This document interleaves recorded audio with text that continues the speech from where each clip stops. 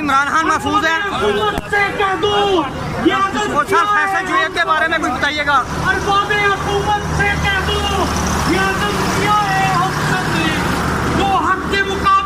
Sir Faisal जुएब के बारे में बताइएगा। कर दम लेंगे जो सीना दुश्मन चाक।